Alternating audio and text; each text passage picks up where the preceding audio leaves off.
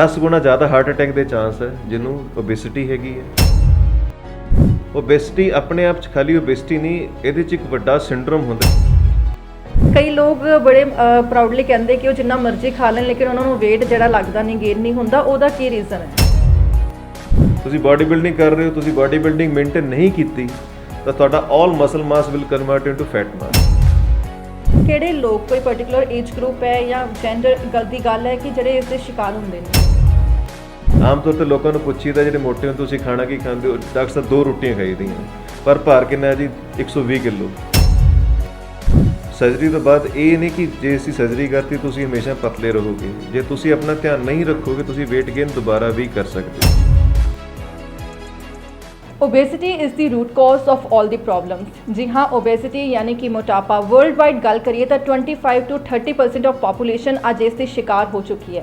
आखिर की वजह है ओबेसिटी दी, की कॉजेस ने, की सल्यूशंस ने, इस बारे डिटेल दे विच गलबात करन लई let me welcome doctor Harpreet Singh Jolly, who is the well known renowned senior laparoscopic and bariatric surgeon from pro life hospital. Welcome sir. Thank you very much ਜੀ।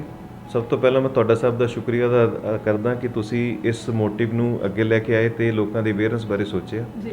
ਓਬੈਸਿਟੀ ਬੜੀ ਕਾਮਨ ਪ੍ਰੋਬਲਮ ਹੈ ਜੋ ਕਿ ਆਪਾਂ ਦੇਖਦੇ ਹਾਂ ਕਿ ਇਸ ਟਾਈਮ ਪੰਜਾਬ 'ਚ ਕਾਫੀ ਦੇਖਣ ਨੂੰ ਮਿਲਦੀ ਹੈ ਜੀ।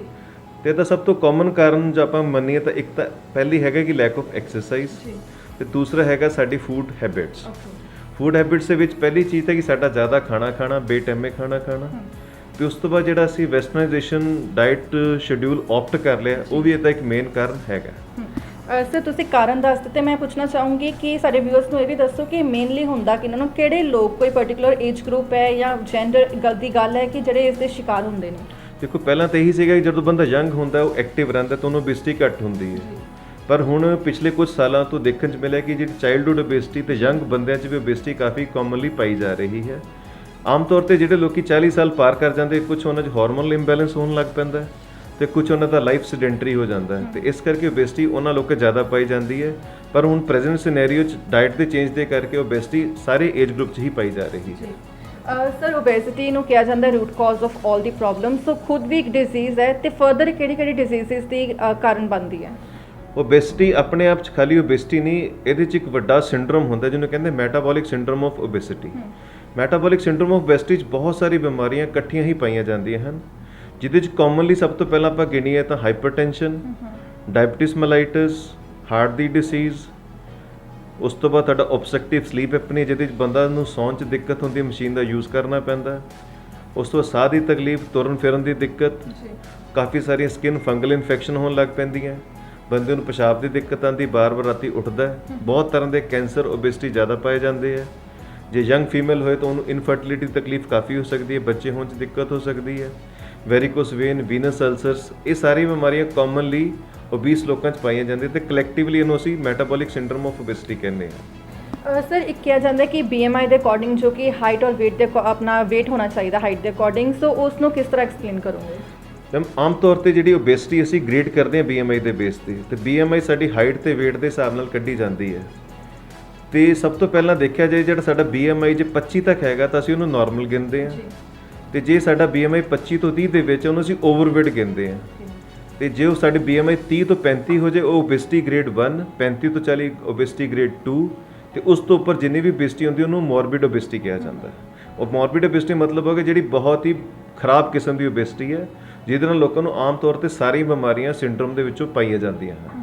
ਇਸ ਤਰ੍ਹਾਂ ਅਸੀਂ ਓਬੇਸਿਟੀ ਨੂੰ ਗ੍ਰੇਡ ਕਰ ਸਕਦੇ ਹਾਂ। ਸਰ ਅਕਸਰ ਮੋਟਾਪਾ ਘਟਾਉਣ ਦੇ ਲਈ ਲੋਕ ਕੁਝ ਸਰਜਰੀਜ਼ ਦਾ ਵੀ ਇਸਤੇਮਾਲ ਕਰਦੇ ਨੇ, ਉਹਨਾਂ ਦਾ ਵੀ ਹੈਲਪ ਲੈਂਦੇ ਨੇ, ਸੋ ਕਿੰਨੀ ਸੇਫ ਹੁੰਦੀਆਂ ਨੇ ਕਿ ਉਹਦੇ ਕੁਝ ਸਾਈਡ ਇਫੈਕਟਸ ਵੀ ਰਹਿੰਦੇ ਆ ਕਰਾਉਣ ਤੋਂ ਬਾਅਦ ਵੀ? ਦੇਖੋ ਓਬੇਸਿਟੀ ਨੂੰ ਘੱਟ ਕਰਨ ਲਈ ਲੋਕੀ ਬਹੁਤ ਤਰ੍ਹਾਂ ਦੇ ਮੈਥਡ ਯੂਜ਼ ਕਰਦੇ ਆ। ਸਭ ਤੋਂ ਪਹਿਲਾਂ ਤਾਂ ਡਾਈਟ ਚੇਂਜ ਕਰਦੇ ਆ, ਲੋਕੀ ਡਾਈਟਿੰਗ ਕਰਦੇ ਆ, ਕਾਫੀ ਸਾਰੇ ਨੈਚੁਰੋਪੈਥੀ ਦੇ ਮੈਥਡ ਯੂਜ਼ ਕਰਦੇ ਆ। ਆਪਾਂ ਸੁਣਿਆ ਹੋਏਗਾ ਕਿ ਥਾਂ ਥਾਂ ਤੇ ਸੈਂਟਰ ਖੁੱਲ੍ਹੇ ਵੇਟ ਲੋਸ ਕਰਨ ਲਈ, ਉਹ ਸਾਰੇ ਲੋਕੀ ਆਪਟ ਕਰਨ ਤੋਂ ਬਾਅਦ ਓਬੇਸਿਟੀ ਸਰਜਰੀ ਨੂੰ ਆਪਟ ਕਰ ਸਕਦੇ ਆ। ਓਬੇਸਿਟੀ ਸਰਜਰੀ ਐਕਚੁਅਲੀ 'ਚ 2-3 ਤਰ੍ਹਾਂ ਦੀ ਹੁੰਦੀ ਹੈ। ਪਹਿਲਾਂ ਹੁੰਦੀ ਸੀ ਬੈਂਡਿੰਗ, ਜਿਹਦੇ 'ਚ ਅਸੀਂ ਸਟਮਕ ਦੇ ਆਸੇ-ਪਾਸੇ ਸਿਲੀਕੋਨ ਦਾ ਬੈਂਡ ਪਾ ਦਿੰਦੇ ਸੀਗੇ। ਉਹ ਸਰਜਰੀ ਹੁਣ ਆਲਮੋਸਟ ਖਤਮ ਹੋ ਚੁੱਕੀ ਹੈ, ਸਿਰਫ ਕੁਝ ਕੰਟਰੀਆਂ ਜਿਹੜੀਆਂ ਇਹਨੂੰ ਆਪਟ ਕਰਦੀਆਂ ਕਿਉਂਕਿ ਇੰਡੀਅਨ ਪਾਪੂਲੇਸ਼ਨ ਜ਼ਿਆਦਾ ਫੋਲੋਅਪ 'ਚ ਬਿਲੀਵ ਨਹੀਂ ਕਰਦੀ, ਉਹ ਵਨ ਟਾਈਮ ਸ਼ਾਰਟ ਟ੍ਰੀਟਮੈਂਟ ਮੰਗਦੀ ਹੈ। ਇਸ ਕਰਕੇ ਜਿਹੜੀ ਸਿਲੀਕੋਨ ਬੈਂਡਿੰਗ ਹੁੰਦੀ ਸੀ ਉਹਦੀ ਮਰੀਜ਼ ਨੂੰ ਹਰ ਹਫਤੇ ਡਾਕਟਰ ਕੋਲ ਆਉਣਾ ਪੈਂਦਾ ਸੀਗਾ, ਚੈੱਕ ਕਰਾਉਣਾ ਪੈਂਦਾ ਸੀਗਾ ਤੇ ਬੈਂਡ ਦੀ ਐਡਜਸਟਮੈਂਟ ਕਰਨੀ ਪੈਂਦੀ ਸੀ। ਇਸ ਕਰਕੇ ਇੰਡੀਆ 'ਚ ਬੈਂਡ ਫੋਲੋ ਨਹੀਂ ਕੀਤਾ ਜਾਂਦਾ। ਸੈਕਿੰਡ ਸਰਜਰੀ ਸੀ ਸਲੀਪ ਗੈਸਟ੍ਰੈਕਟਮੀ, ਜਿਹਨੂੰ LSG ਕਿਹਾ ਜਾਂਦਾ। ਇਸ ਸਰਜਰੀ ਅਸੀਂ ਸਟਮਕ ਦਾ ਲਗਭਗ 60 ਤੋਂ 70% ਹਿੱਸਾ ਕੱਢ ਦਈਦਾ, ਕੱਟ ਕੇ, ਤੇ ਮਰੀਜ਼ ਨੂੰ ਭੁੱਖ ਲੱਗਣੀ ਬੰਦ ਹੋ ਜਾਂਦੀ ਹੈ ਤੇ ਉਹਦੇ 'ਚ ਕੁਝ ਹਾਰਮੋਨਲ ਚੇਂਜਸ ਆਉਂਦੀਆਂ। ਤੇ ਹੁਣ ਤੀਜੀ ਸਰਜਰੀ ਹੁੰਦੀ ਗੈਸਟ੍ਰਿਕ ਬਾਈਪਾਸ, ਜੋ ਅੱਗੋਂ ਦੋ ਤਰ੍ਹਾਂ ਦੀ ਹੁੰਦੀ ਹੈ। ਇੱਕ ਹੁੰਦੀ ਰੂਇਨ-ਵਾਈ ਗੈਸਟ੍ਰਿਕ ਬਾਈਪਾਸ, ਇੱਕ ਹੁੰਦੀ ਮਿਨੀ ਗੈਸਟ੍ਰਿਕ ਬਾਈਪਾਸ। ਇਹਨਾਂ ਦੋਨਾਂ ਸਰਜਰੀਆਂ ਦੇ ਵਿੱਚ ਲਗਭਗ 6 ਫੁੱਟ ਤੱਕ ਦੀ ਇੰਟੈਸਟਾਈਨ ਨੂੰ ਬਾਈਪਾਸ ਕਰ ਦਿੱਤਾ ਜਾਂਦਾ ਤੇ ਮਰੀਜ਼ ਦਾ ਖਾਣਾ ਕਾਫੀ ਦੂਰ ਜਾ ਕੇ ਡਿੱਗਦਾ ਜਾ ਕੇ, ਜਿਸ ਕਰਕੇ ਮਰੀਜ਼ ਦਾ ਖਾਣਾ ਘੱਟ ਵੀ ਜਾਂਦਾ ਤੇ ਮਰੀਜ਼ ਨੂੰ ਖਾਣਾ ਲੱਗਦਾ ਵੀ ਨਹੀਂ ਗਾ। ਤੇ ਮਾਲ ਐਬਜ਼ੌਰਪਟਿਵ ਪਲੱਸ ਰੈਸਟ੍ਰਿਕਟਿਵ ਮੋਡ ਦੋਨੋਂ ਹੀ ਇਸ ਸਰਜਰੀ 'ਚ ਅਪਲਾਈ ਹੁੰਦੇ ਆ। ਤੇ ਹੁਣ ਤੁਸੀਂ ਦੂਜਾ ਕੁਐਸਚਨ ਪੁੱਛਿਆ ਸੀ ਕਿ ਸਰਜਰੀ ਕਿੰਨੀ ਕੁ ਸੇਫ ਹੈ ਤੇ ਕਿੰਨੀ ਕੁ ਮਰੀਜ਼ ਲਈ ਘਾਤਕ ਹੋ ਸਕਦੀ ਹੈ। ਦੇਖੋ, ਇਹ ਸਰਜਰੀ ਪਹਿਲੀ ਸੀਗੀ, ਅਸੀਂ ਉਹਨੂੰ ਓਪਨ ਰੂਪ 'ਚ ਨਹੀਂ ਕਰਦੇ, ਇਹਨੂੰ ਅਸੀਂ ਲੈਪਰੋਸਕੋਪੀ ਦੇ ਨਾਲ ਕਰਦੇ ਹਾਂ, ਜਿਹਦੇ 'ਚ ਪੇਟ ਸਿਰ 4 ਜਾਂ 5 ਹੋਲ ਕੀਤੇ ਜਾਂਦੇ ਆ ਤੇ ਸਿਰਫ ਸਟੈਪਲਰ ਦੇ ਨਾਲ ਕੀਤੀ ਜਾਂਦੀ, ਜੋ ਇੰਪੋਰਟਡ ਗਨਸ ਹੁੰਦੀਆਂ। ਤੇ ਇਹ ਸਰਜਰੀ ਉਨੀ ਕੀ ਸੇਫ ਹੈ ਜਿੰਨੀ ਕਿ ਕੋਈ ਵੀ ਲੈਪਰੋਸਕੋਪਿਕ ਸਰਜਰੀ ਹੈ। ਬਿਕੋਜ਼ ਆਫ ਰਿਫਾਈਨਮੈਂਟ ਇਨ ਟੈਕਨੋਲੋਜੀ, ਬਹੁਤ ਸਾਰੇ ਅੱਛੇ ਗੈਜਟਸ ਆ ਗਏ, ਲੈਪਰੋਸਕੋਪੀ ਐਡਵਾਂਸ ਹੋ ਗਈ, ਟੈਕਨੀਕ ਬਹੁਤ ਅੱਛੀਆਂ ਹੋ ਗਈਆਂ, ਵਿਜ਼ੂਅਲਾਈਜੇਸ਼ਨ ਬਹੁਤ ਅੱਛੀ ਹੋ ਗਈ, ਆਪਟਿਕਸ ਬਹੁਤ ਅੱਛੇ ਹੋ ਗਏ, ਜਿਹਦੇ ਕਰਕੇ ਜਿਹੜੀ ਸੇਫਟੀ ਹੈ ਸਰਜਰੀ ਦੀ ਬਹੁਤ ਜ਼ਿਆਦਾ ਵੱਧ ਚੁੱਕੀ ਹੈ। ਤੇ complication the rate just 1 to 2% ਹੀ ਹੈ। ਪਰ ਜੇ ਅਸੀਂ ਧਿਆਨ ਨਾਲ ਚੂਜ਼ੀ ਹੋ ਕੇ ਸਿਲੈਕਟ ਕਰਕੇ ਪੇਸ਼ੈਂਟ ਦੀ ਸਰਜਰੀ ਕਰੀਏ ਤਾਂ ਸਾਰੇ ਮਰੀਜ਼ ਠੀਕ ਹੀ ਰਹਿੰਦੇ ਹਨ। ਸਰ, ਲਾਈਫਸਟਾਈਲ ਦਾ ਬਹੁਤ ਇੰਪੋਰਟੈਂਟ ਰੋਲ ਰਹਿੰਦਾ ਹੈ ਕਿ ਪਰਸਨ ਦੀ ਹੈਲਥ ਕਿਹੋ ਜਿਹੀ ਹੈ। ਸੋ ਕਿਸ ਤਰ੍ਹਾਂ ਦਾ ਲਾਈਫਸਟਾਈਲ ਤੁਸੀਂ ਸੁਜੈਸਟ ਕਰੋਗੇ ਲੋਕਾਂ ਨੂੰ ਅਪਣਾਉਣਾ ਚਾਹੀਦਾ ਤਾਂ ਕਿ ਮੋਟਾਪੇ ਦੇ ਸ਼ਿਕਾਰ ਨਾ ਹੋਣ? ਦੇਖੋ, ਸਭ ਤੋਂ ਪਹਿਲਾਂ ਤਾਂ ਇਹੀ ਹੈ ਕਿ we should be active always. Surgery ਤੋਂ ਬਾਅਦ ਇਹ ਨਹੀਂ ਕਿ ਜੇ ਅਸੀਂ ਸਰਜਰੀ ਕਰਤੀ ਤੁਸੀਂ ਹਮੇਸ਼ਾ ਪਤਲੇ ਰਹੋਗੇ। ਜੇ ਤੁਸੀਂ ਆਪਣਾ ਧਿਆਨ ਨਹੀਂ ਰੱਖੋਗੇ ਤੁਸੀਂ weight gain ਦੁਬਾਰਾ ਵੀ ਕਰ ਸਕਦੇ ਹੋ।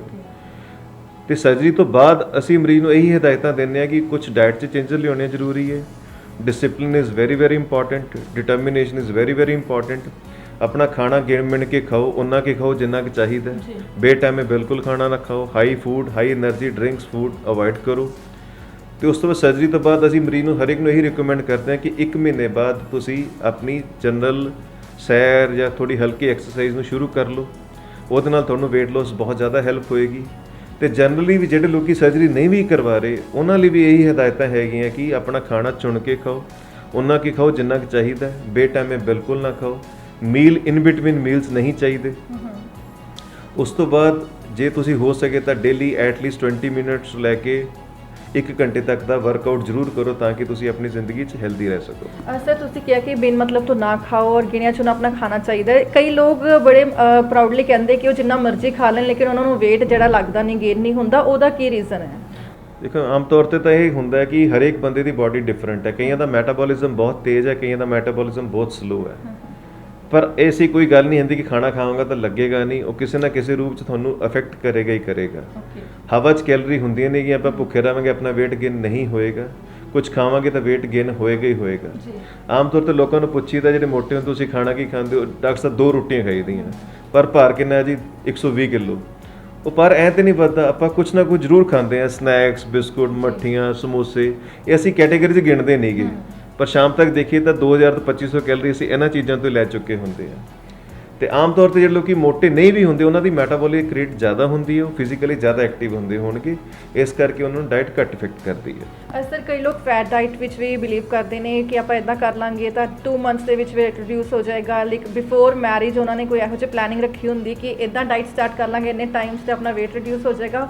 ਉਹਨਾਂ ਦੇ ਲਈ ਕੀ ਕਹਿਣਾ ਚਾਹੋਗੇ? ਬੜਾ ਇੰਟਰਸਟਿੰਗ ਕੁਐਸਚਨ ਹੈ ਇਹ ਵਾਲਾ ਤੁਹਾਡਾ ਕਿ ਆਪਾਂ ਫੈਟ ਡਾਈਟ ਖਾ ਕੇ ਆਪਾਂ weight ਲੂਜ਼ ਕਰ ਸਕਦੇ ਹਾਂ। ਡੈਫੀਨੇਟਲੀ ਤੁਸੀਂ ਲੂਜ਼ ਕਰ ਸਕਦੇ ਹੋ। ਪਰ ਇੱਕ ਤੁਹਾਨੂੰ ਮੈਂ ਗੱਲ ਕਹਾਂ, ਜੇ ਅੱਜ ਤੁਸੀਂ ਸਵੇਰੇ ਇੱਕ ਚੁਕੰਦਰ ਦਾ ਜੂਸ ਪੀਣਾ, ਇੱਕ ਅਜੀਬ ਜਿਹਾ ਫਰੂਟ ਤੁਹਾਨੂੰ ਮੈਂ ਹੋਰ ਦੱਸਦਾ, 3 ਚੀਜ਼ਾਂ ਹੋਰ ਦੱਸਦਾ, ਤੁਸੀਂ ਕਿੰਨੇ ਦਿਨ ਤੱਕ ਉਹਨੂੰ ਕੰਟੀਨਿਊ ਕਰ ਪਾਓਗੇ? ਫਸਟ ਥਿੰਗ ਇਜ਼ ਦਿਸ, ਤੁਸੀਂ weight ਲੂਜ਼ ਕਰਨਾ ਸਿਰਫ 1 ਮਹੀਨੇ ਲਈ ਕਿ 2 ਮਹੀਨੇ ਲਈ ਕਿ ਲਾਈਫ ਲੌਂਗ ਲਈ? ਦੂਜਾ ਕੁਐਸਚਨ ਨਹੀਂ ਹੈ। ਸਾਡੀ ਜਿਹੜੀ ਬ੍ਰਿਟਿਸ਼ ਹੈ ਜਿਹਦਾ ਟੈਕਸਟ ਹੈ ਉਹ ਸਾਨੂੰ ਇਹ ਕਹਿੰਦਾ ਹੈ ਜਿਹਨੇ weight ਲੂਜ਼ ਕਰਨਾ ਉਹ ਆਪਣੇ ਪ੍ਰੈਜ਼ੈਂਟ ਹਾਲਾਤ ਦੇ ਵਿੱਚ ਲੂਜ਼ ਕਰੇ, ਉਹਦੇ ਤੋਂ ਹਟ ਕੇ ਲੂਜ਼ ਨਾ ਕਰੇ। ਕਿਉਂਕਿ ਤੁਸੀਂ ਜ਼ਿੰਦਗੀ ਉਦਾਂ ਹੀ ਜੀਣੀ ਜਿੱਦਾਂ ਦੇ ਤੁਸੀਂ ਹਾਲਾਤ 'ਚ ਰਹਿੰਦੇ ਹੋ। ਅੱਜ ਮੈਂ ਪੰਜਾਬ 'ਚ ਰਹਿਣਾ, ਮੇਰੇ ਘਰ ਪਰੌਂਠੇ ਬਣਦੇ ਆ, ਮੈਂ ਅੱਜ ਪਰੌਂਠੇ ਛੱਡ ਦਾਂਗਾ? ਕਦ ਤੱਕ ਛੱਡਾਂਗਾ? ਕਿਉਂਕਿ ਮੇਰੀ ਮਾਂ ਨੇ ਤਾਂ ਪਰੌਂਠੇ ਬਣਾਉਣੇ ਆ। ਤੇ ਇਸ ਕਰਕੇ ਸਾਨੂੰ ਆਪਣੀ ਡਾਈਟ 'ਚ ਕੁਆਂਟੀਟੀ ਨੂੰ ਘੱਟ ਕਰਨਾ ਚਾਹੀਦਾ। ਜੋ ਸਾਡੇ ਸਟੈਪਲ ਡਾਈਟ ਉਹਨੂੰ ਹੀ ਫੋਲੋ ਕਰਨਾ ਚਾਹੀਦਾ। ਇੱਕ ਆਊਟ ਆਫ ਦਾ ਬਲੂ ਜਾਂ ਆਊਟ ਆਫ ਦਾ ਵੇ ਜਾ ਕੇ ਅਸੀਂ ਨਵੀਂ ਜਿਹੀ ਡਾਈਟ ਨੂੰ ਆਪਟ ਕਰ ਸਕਦੇ ਹਾਂ, ਬਟ ਓਨਲੀ ਫॉर 1 2 3 4 ਡੇਜ਼। ਪਰ 5ਵੇਂ ਦਿਨ ਸਾਨੂੰ ਇੰਨੀ ਕ੍ਰੇਵਿੰਗ ਹੋਏਗੀ ਕਿ we will jump back to our normal diet in double triple quantity. ਇਸ ਕਰਕੇ ਜਿਹੜੀ ਡਾਈਟਿੰਗ ਹੈ ਨਾ, actually don't decrease weight, it increase the weight। ਇਸ ਕਰਕੇ ਰੋਜ਼ ਡਾਈਟ ਤੁਸੀਂ ਉਹੀ ਖਾਓ ਜਿਹੜੀ ਖਾਂਦੇ ਹੋ। ਤੁਸੀਂ ਪਰੌਂਠਾ ਖਾਣਾ ਉਹ ਖਾਓ, 2 ਦੀ ਥਾਂ ਤੇ 1 ਖਾ ਲਓ, 1 ਦੀ ਥਾਂ ਤੇ ਅੱਧਾ ਖਾ ਲਓ। ਆਪਣੇ ਟੇਸਟ ਨੂੰ ਮਾਰੋ ਨਾ, ਕੁਆਂਟੀਟੀ ਘਟਾ ਕੇ ਜ਼ਿੰਦਗੀ ਨੂੰ ਇੰਟੈਲੀਜੈਂਟਲੀ ਮੋਲਡ ਕਰਕੇ ਅੱਗੇ ਵਧੋ। ਸਰ ਅੱਜ ਦੇ ਟਾਈਮ ਵਿੱਚ ਸੋਸ਼ਲ ਸਟਿਗਮਾ ਵੀ ਬਹੁਤ ਜ਼ਿਆਦਾ ਹੈ weight ਨੂੰ ਲੈ ਕੇ, ਕਿ ਪ੍ਰੋਪਰ weight ਹੋਏਗਾ ਤੇ ਉਹੀ ਪਰਸਨ ਜਿਹੜਾ ਕਿ ਉਹਨੂੰ ਪਰਸਨੈਲਿਟੀ ਵਾਈਜ਼ ਮੰਨਿਆ ਜਾਏਗਾ। ਸੋ ਲੋਕਾਂ ਦੇ ਵਿੱਚ ਕਾਫੀ ਨਿਰਾਸ਼ਾ ਵੀ ਜਿਹੜੀ ਦੇਖੀ ਜਾਂਦੀ ਹੈ, ਸਾਈਕੋਲੋਜੀਕਲ ਵੀ ਕਾਫੀ ਇਫੈਕਟ ਆਉਂਦੇ ਆ। ਉਹਨਾਂ ਨੂੰ ਕੀ ਮੈਸੇਜ ਦੇਣਾ ਚਾਹੋਗੇ? ਸਭ ਤੋਂ ਪਹਿਲਾਂ ਤਾਂ ਲੋਕਾਂ ਨੂੰ ਇਹ ਅਵੇਅਰ ਹੋਣਾ ਚਾਹੀਦਾ ਕਿ ਜੇ ਮੈਂ ਮੋਟਾ ਹੋਵਾਂਗਾ ਤਾਂ ਮੈਨੂੰ metabolic syndrome of obesity develop ਹੋਏਗਾ, ਜਿਹਦੇ ਕਰਕੇ ਮੇਰੀ ਏਜ ਕਾਫੀ ਘਟ ਸਕਦੀ ਹੈ। ਆਮ ਤੌਰ ਤੇ ਸਾਡੇ ਟੈਕਸ ਦੇ ਹਿਸਾਬ ਨਾਲ ਜਿਹੜਾ ਬੰਦਾ ਓਵਰਵੇਟ ਜਾਂ ਓਬੀਸ ਹੈਗਾ ਉਹਦੀ 10 ਸਾਲ ਦੀ ਜ਼ਿੰਦਗੀ ਪਿੱਛੋਂ ਘਟ ਚੁੱਕੀ ਹੁੰਦੀ ਹੈ। 10 ਗੁਣਾ ਜ਼ਿਆਦਾ ਹਾਰਟ ਅਟੈਕ ਦੇ ਚਾਂਸ ਹੈ ਜਿਹਨੂੰ ਓਬੇਸਿਟੀ ਹੈਗੀ ਹੈ। ਤੇ ਜਿਹੜੇ ਬੰਦੇ ਨੂੰ ਓਬੇਸਿਟੀ ਹੋ ਚੁੱਕੀ ਹੈ ਉਹਨੂੰ ਇਸ ਚੀਜ਼ ਦਾ ਖਾਸ ਧਿਆਨ ਰੱਖਣ ਦੀ ਲੋੜ ਹੈ ਕਿ ਜੇ ਮੈਂ ਧਿਆਨ ਨਹੀਂ ਰੱਖਾਂਗਾ ਮੇਰੀ ਡੈਥ ਹੋ ਸਕਦੀ ਹੈ। ਤੇ ਲੋਕਾਂ ਨੂੰ ਇਸ ਚੀਜ਼ ਬਾਰੇ ਅਵੇਅਰ ਕਰਨਾ ਬਹੁਤ ਜ਼ਿਆਦਾ ਜ਼ਰੂਰੀ ਹੈ ਕਿ ਜੇ ਆਪਾਂ ਭਾਰ ਨਹੀਂ ਕਰਦੇ, ਆਪਾਂ ਲਾਸ ਨਹੀਂ ਕਰਾਂਗੇ ਤਾਂ ਸਾਨੂੰ ਦਿੱਕਤਾਂ ਆਉਣ ਹੀ ਵਾਲੀਆਂ। ਤੇ ਲੋਕਾਂ ਨੂੰ ਇਹ ਮੈਸੇਜ ਦੇਣਾ ਚਾਹੂੰਗਾ, try to change your lifestyle, try to change your diet, try to change your way you think। ਦੂਜਾ ਤੁਸੀਂ ਕੁਐਸਚਨ ਪੁੱਛੋ ਸੋਸ਼ਲ ਸਟਿਗਮਾ। ਆਬਵੀਅਸਲੀ ਜਿਹੜਾ ਬੰਦਾ ਬਹੁਤ ਜ਼ਿਆਦਾ ਮੋਟਾ ਉਹ ਸੋਸ਼ਲੀ ਅਨਐਕਸੈਪਟੇਬਲ ਹੈ, ਉਹ ਐਕਟਿਵ ਨਹੀਂ ਹੁੰਦਾ। ਆਪਾਂ ਇੱਕ ਪਤਲੇ ਬੰਦੇ ਤੋਂ ਉਮੀਦ ਕਰ ਸਕਦੇ ਹਾਂ ਜ਼ਿਆਦਾ ਕੰਮ ਕਰ ਸਕਦਾ। ਮੋਟੇ ਬੰਦੇ ਨੂੰ ਤੁਸੀਂ 2 ਘੰਟੇ ਖੜਾ ਕਰ ਲਈ ਕਹੋਗੇ, ਉਹਨੇ ਤੀਜੇ ਘੰਟੇ ਕਹਿਣਾ ਮੈਨੂੰ ਰੈਸਟ ਚਾਹੀਦੀ ਹੈ। ਤੇ ਤੁਹਾਡੀ ਵਰਕ ਐਫੀਸ਼ੀਐਂਸੀ ਕਾਫੀ ਘਟ ਜਾਂਦੀ ਹੈ, ਤੁਹਾਡੀ ਸੋਸ਼ਲ ਐਕਸੈਪਟੇਬਿਲਿਟੀ ਬਹੁਤ ਘਟ ਜਾਂਦੀ ਹੈ। ਤੁਸੀਂ ਪ੍ਰੋਫੈਸ਼ਨਲ ਲਾਈਫ 'ਚ ਉਨੇ ਕਾਮਯਾਬ ਨਹੀਂ ਹੋ ਸਕਦੇ ਜਿੰਨੇ ਤੁਸੀਂ ਪਤਲੇ ਹੋ ਕੇ ਹੋ ਸਕਦੇ ਹੋ। ਤੇ ਜਾਪਾਨ ਇੱਕ ਐਸੀ ਕੰਟਰੀ ਜਿੱਥੇ ਹਰ ਸਾਲ ਹਰ ਬੰਦੇ ਦਾ ਪ੍ਰਾਈਵੇਟ ਜਾਂ ਗਵਰਨਮੈਂਟ ਸੈਟਅਪ 'ਚ ਮੈਟਾਬੋਲਿਕ ਚੈੱਕਅਪ ਕੀਤਾ ਜਾਂਦਾ ਹੈ। ਜੇ ਤੁਹਾਡਾ ਓਵਰਵੇਟ ਜਾਂ ਓਬੀਸ ਹੈਗੇ ਹੋ, ਤੁਹਾਨੂੰ ਜੌਬ ਤੋਂ ਕੱਢ ਦਿੰਦੇ ਆ ਕਿ ਤੁਸੀਂ ਮੈਟਾਬੋਲਿਕ ਹੋ ਗਏ, ਗੈਟ ਇਟ ਕਰੈਕਟਡ ਨਾ ਕਮ ਬੈਕ ਅਗੇਨ। ਪਰ ਜੇ ਐਸਾ ਅਸੀਂ ਵੀ ਸਟ੍ਰਿਕਟ ਥੋੜਾ ਸਿਸਟਮ ਲਾਈਫ 'ਚ ਲੈ ਕੇ ਆਵਾਂਗੇ ਤਾਂ we can be more healthy ਤੇ ਜ਼ਿਆਦਾ ਚੰਗੀ ਜ਼ਿੰਦਗੀ ਐਫੀਸ਼ੀਐਂਟਲੀ ਤੇ ਪ੍ਰੋਫੀਸ਼ੀਐਂਟਲੀ ਜੀ ਸਕਦੇ ਹਾਂ। ਸਰ ਲਾਸਟ ਕੁਐਸਚਨ, ਜਿਵੇਂ ਅੱਜ ਕੱਲ੍ਹ ਲੋਕਡਾਊਨ ਚੱਲ ਰਿਹਾ, ਕੋਵਿਡ ਟਾਈਮ ਹੈ, ਸੋ ਲੋਕਾਂ ਦੀ ਫਿਜ਼ੀਕਲ ਐਕਟੀਵਿਟੀ ਵੀ ਕਾਫੀ ਰਿਡਿਊਸ ਹੋ ਚੁੱਕੀ ਹੈ, ਜਿਮਸ ਬੰਦ ਪਏ ਨੇ, ਸੋ ਉਹਨਾਂ ਨੂੰ ਕੀ ਮੈਸੇਜ ਦੇਣਾ ਚਾਹੋਗੇ, ਕਿਸ ਤਰ੍ਹਾਂ ਆਪਣੇ ਆਪ ਨੂੰ ਫਿਜ਼ੀਕਲੀ ਐਕਟਿਵ ਰੱਖ ਸਕਦੇ ਆ? ਮੈਮ ਦੂਜੀ ਕੁਐਸਚਨ ਤਾਂ ਇਹ ਮਤਲਬ ਪਹਿਲਾ ਗੱਲ ਤਾਂ ਇਹ ਹੈ ਕਿ ਆਪਾਂ ਹਮੇਸ਼ਾ ਜਿਮ ਤੇ ਡਿਪੈਂਡ ਹੋ ਕੇ ਪਤਲੇ ਨਹੀਂ ਹੋ ਸਕਦੇ। ਜਿਮ 'ਚ ਆਮ ਤੌਰ ਤੇ ਲੋਕੀ ਜਾਂਦੇ ਆ, ਜਿਮ 'ਚ weight ਗੇਨ ਕਰਦੇ ਆ, ਲੋਕੀ ਲੋਸ ਘੱਟ ਕਰਦੇ ਆ, ਡਾਈਟ ਚੇਂਜ ਕਰ ਲੈਂਦੇ ਆ, ਪ੍ਰੋਟੀਨ ਸ਼ੇਕ ਪੀਣੇ ਸ਼ੁਰੂ ਕਰ ਦਿੰਦੇ ਆ, ਬਹੁਤ ਸਾਰੇ ਸਪਲੀਮੈਂਟ ਲੈਣੇ ਸ਼ੁਰੂ ਕਰ ਦਿੰਦੇ ਆ। ਇਹ ਤੁਹਾਡਾ ਭਾਰ ਘਟਾਓਗੇ ਨਹੀਂ, ਭਾਰ ਵਧਾ ਦੋਗੇ। ਤੁਸੀਂ ਬਾਡੀ ਬਿਲਡਿੰਗ ਕਰ ਰਹੇ ਹੋ, ਤੁਸੀਂ ਬਾਡੀ ਬਿਲਡਿੰਗ ਮੇਨਟੇਨ ਨਹੀਂ ਕੀਤੀ ਤਾਂ ਤੁਹਾਡਾ all muscle mass will convert into fat mass. ਇਸ ਕਰਕੇ ਜਿਹੜੀ light exercise is very very important, ਜੋ ਜਿਮ ਤੇ ਡਿਪੈਂਡੈਂਟ ਨਾ ਹੋਏ। ਜੇ ਪਾਰਕ ਹੈ ਤਾਂ ਪਾਰਕ 'ਚ ਦੌੜ ਲਿਆ ਜਾਏ, ਸੜਕ ਤਾਂ ਸੜਕ ਤੇ ਦੌੜ ਲਿਆ ਜਾਏ, ਘਰ ਡੰਬਲ ਹੈ ਤਾਂ ਡੰਬਲ ਚੁੱਕ ਲੈ ਜਾਣ। Your any physical activity should be there which at least burn 300-400 calories a day to keep you fit. ਇਸ ਕਰਕੇ ਕੋਈ ਹਾਰਡ ਐਂਡ ਫਾਸਟ ਰੂਲ ਨਹੀਂ ਹੈਗਾ ਐਕਸਰਸਾਈਜ਼ ਦਾ। It's just a way how you move, how you carry your life. ਤੁਸੀਂ ਜੋ ਬਣਦਾ ਖਾਓ, ਘੱਟ ਕੁਆਂਟੀਟੀ 'ਚ ਖਾਓ। ਜਿਮ ਨਹੀਂ ਹੈਗਾ ਤਾਂ ਮੈਂ ਐਕਸਰਸਾਈਜ਼ ਨਹੀਂ ਕਰਨੀ, ਇਹ ਕੋਈ ਸੋਲੂਸ਼ਨ ਨਹੀਂ ਹੈ। ਸਾਹਮਣੇ ਜੋ ਵੀ ਪਿਆ ਕਰ ਲਓ। Just physical activity. Yes, be active. Be active in all the walks of life to keep yourself healthy. Thank you so much sir for this valuable information. Thank you ਜੀ, ਥੈਂਕ ਯੂ ਵੈਰੀ ਮਚ ਤੁਹਾਡਾ ਸਭ ਦਾ ਜੀ। ਤੁਸੀਂ time ਕੱਢਿਆ ਤੇ ਲੋਕਾਂ ਲਈ ਇਹ ਕੁਝ ਇਨਫੋਰਮੇਸ਼ਨ ਜੋ ਲੋਕਾਂ ਦੇ ਕੰਮ ਆ ਸਕੇ। ਥੈਂਕ ਯੂ ਵੈਰੀ ਮਚ ਜੀ। ਸੋ ਬਿਲਕੁਲ ਜਿਸ ਤਰ੍ਹਾਂ ਤੁਸੀਂ ਸੁਣਿਆ ਕਿ ਡਾਕਟਰ ਸਰ ਨੇ ਦੱਸਿਆ ਕਿ ਲਾਈਫਸਟਾਈਲ ਚੇਂਜਸ ਕਰਨਾ ਬਹੁਤ ਜ਼ਰੂਰੀ ਹੈ, ਇੱਕ ਹੈਲਦੀ ਲਾਈਫਸਟਾਈਲ ਅਡਾਪਟ ਕਰਨਾ, ਬਿਕੋਜ਼ ਫੈਟ ਡਾਈਟ ਜਿਹੜੇ they are not going to take you any long way.